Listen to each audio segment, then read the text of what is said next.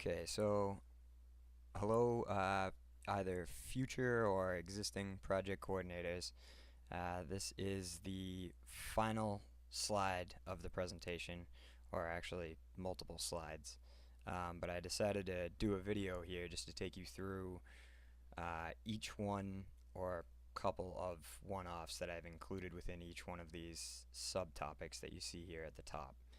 Um, so we'll start with project folders. So a one-off here that you could see is the project's already completed upon upload. So basically this means that the work's already done. You found a way to put the material together, get it to the customer, and now you get a IMBG notification saying that the project has been uploaded. And you might ask yourself, do I take the time to create a project folder still? And the answer to that question is yes. You always want to be safe and still go in, create the folder, move all the necessary documentation into the folder. Um, all of that documentation I've listed in the first topic labeled project folders. That one's simple. Next we have material release. So, releasing material and then realizing after the fact that it shouldn't have been. What steps should be taken? So, in this situation, you are more than likely going to be locked in, and what you should do is reach out to the customer, let them know that the material is coming, discuss it with them, and see whether or not it's going to be an issue if it arrives early. If so, you can send out an RMA, you can get the material returned to you for the time being and then ship it out later on. Or if you do end up getting to it on time, you can create a heat ticket within BBI or job cost and you can stop the shipment. Now that's with luck to be able to do that. Next I have material has been released but has been misplaced or arrived at the wrong location. So in this situation there can be so many different um, alternate situations that happen within this, but it's so say it's misplaced and the customer is saying that they didn't receive the material. Now, your first stop would be to check in with FedEx, and you're going to check with them and see if maybe they could send out a local courier or check with the driver that dropped off this delivery at the location and see if maybe he's still has the box on his truck or somehow misplaced it, and see if it's on their end. After that, what's going to happen is you're going to need to reach out to distribution from our company and check with them and see whether maybe that's where the situation went wrong. But in the end, what ends up happening if you can't resolve this situation, the customer doesn't have it, FedEx doesn't have it on the truck, distribution hasn't claims that they've given it to FedEx, and now you're at a standstill, but the customer still needs to have his material given to him.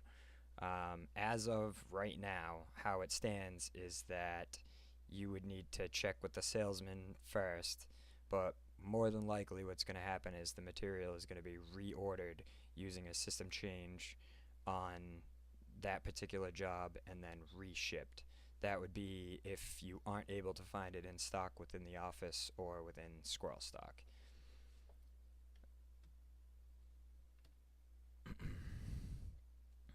Billing. So you build a customer and you don't believe that you should have. So in this situation, you want to keep in mind customer has a 60-day period to pay before any penalties incur or ensue. If the work will be completed by then, simply inform the customer of this time frame. If they're not in agreement or you know the work is not going to be completed within that time frame, you must take another step. The next step would be to reach out to the customer and let them know that you're going to credit the amount billed and bill at a later date. To do this, you reach out to your area AR champion and inform him or her of the situation and the value that you would like to credit. Basically, they'll go through, process the credit, and as long as the customer knows that this is happening, there's no problem there.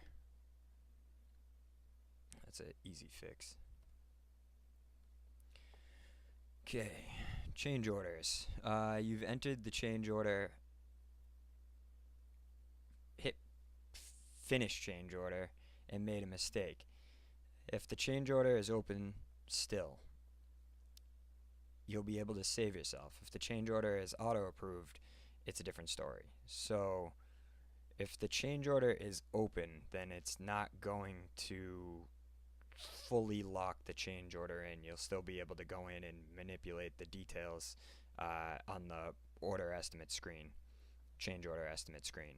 If it's auto-approved, it's going to lock in all of the changes that you've made if you hit change complete. So if that's the case, you'll need to submit a deductive change order, and that'll need to be approved by a L20 ops manager, and they'll flip that approval to you. You'll flip it to Job Cost Eastern, and they're going to go through and they're going to process the deductive change order, which is going to basically reverse the original mistake change order that you submitted. So my suggestion in this situation is just to be very thorough when you're going through and you're entering in a change order, especially if it's one that's auto-approved, because it's not the end of the world, but it's definitely going to take you some extra time to get this processed and fixed. And then in the end, you're going to have to redo the change order and submit it once again. So basically just save yourself the trouble, be very thorough, check through everything that you're about to submit, and yeah, just take your time. Okay, cutting a PO. So a one-off here could be as simple as a PO being dated too far back. So in that situation, all you need to do really is reach out to the subcontractor, have them change the date on the quote, and then you can go in and resubmit it. And that would be following the process that I discussed prior in the presentation here to cut a PO. Now, another one-off, which is a little more complex, is if there's a PO with a value above $15,000, you are required to complete a purchase order request form, which I have here on the left for you to look at just so that you know what you'll need to be filling out. And you'll have to get approval from the regional procurement manager in order to submit this PO. And just to give you a glimpse, this is the sheet that you'll need to go in and fill out here. There is a workaround to this as well, which is just actually it might be a little slower to do this filling this form out, which is relatively simple, can be the quickest way to get it approved. But another way would be to have the subcontractor that you're using issue two quotes that come out to a value that's below the $15,000. So if you do it that way, then you won't need to do any of this, but that could take a longer period of time depending on the situation. Email management. So you're typing an email that you want to send out to the customer, and once you've sent the email, you realize that you accidentally included an email chain that wasn't supposed to be sent. So this, for a lot of people, can cause a lot of panic, but as long as you realize this in time, you can solve the problem easily. Open the email within your sent emails, click on the actions drop-down arrow at the top of the page. That'd be within the ribbon under move. Select recall message, and you can actually either completely retract the message if it hasn't been read yet, or you can replace the message and send a new one in its place, and then just simply remove anything that you didn't want to send.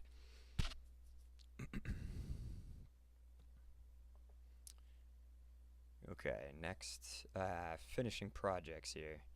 So you finished a project that you didn't mean to finish. Okay, so in this situation, I basically explained this earlier in the presentation. If you finish a project that you didn't mean to finish, it's not a big deal. Basically, you can send it out to get a L10 approval, and using that template that I included earlier in the presentation under the finishing projects topic, you can use that template, send that, get L10 approval, and usually whoever it is that has that L10 status will then forward it to Job Cost, and Job Cost will reopen the project relatively quickly. It's either within the day or the following morning. So not a big deal, but that is a one-off situation when it comes to this.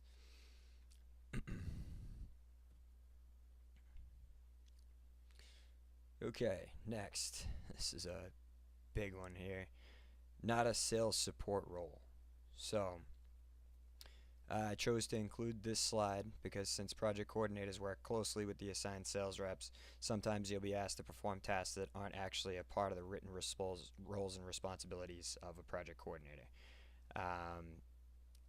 There are many times when assisting a salesman with something outside of your role is necessary and helpful, and I definitely believe in helping out in any way, shape, or form, but there are lines that do need to be drawn because there are other roles that are meant to be handling these certain situations. So I gave a couple examples here. There's more than just what I've included here, but just to give a couple examples. So within IMBG notifications, you'll notice that there are holds put on projects for various different reasons. And sometimes you'll be reached out to try and get past these holds. Now, all of what's included on these holds here are prior to the project being booked. So all of this should be taken care of before it passes into your hands. But here's a couple examples that are included. So please provide Ops Manager L20 approval.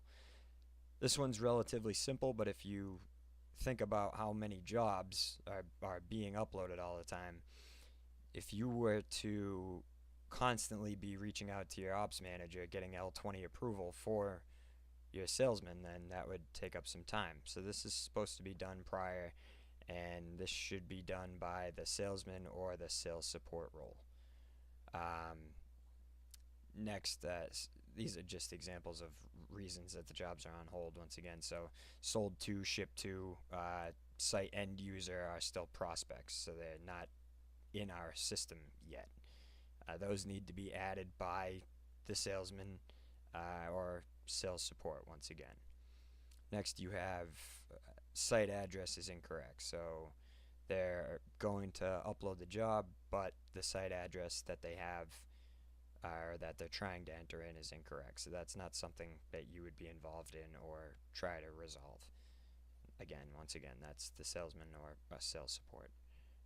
Example 2, job's not booked yet, but the customer is up against a deadline and needs their material fast. So these are basically this is up to you whether or not you want to move forward with this, and it depends really on the resources that you have at hand. But if the job's not booked yet, you can check in Squirrel Stock, you can see what you can put together on the job to pull the material together, and you can work with the scheduler in order to schedule a technician to be out on site, work with the salesman, make sure that the job is going to be booked in a relatively timely fashion, and you can make the job happen. But once the job does happen, what you're going to need to do is you're going to have to do a cost transfer, and you're going to have to transfer the hours that you've had the technician put towards the department, and you're going to have to transfer those hours onto the job. Now, when the job comes through as well, there's going to be material on the job, But as you know, you've already pulled it from Squirrel stock or our regular stock, with obviously with the approval of the shipper out back, or um, and yeah, so basically you can put this all together, but it's going to be at your own peril, I should say, or it's gonna consume a lot more time.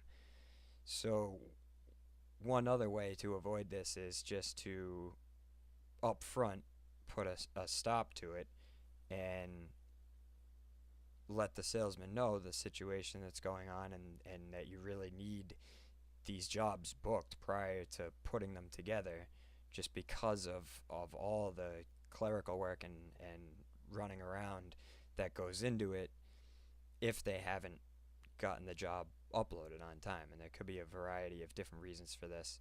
Um, they're as busy as anybody. So, but yeah, so basically just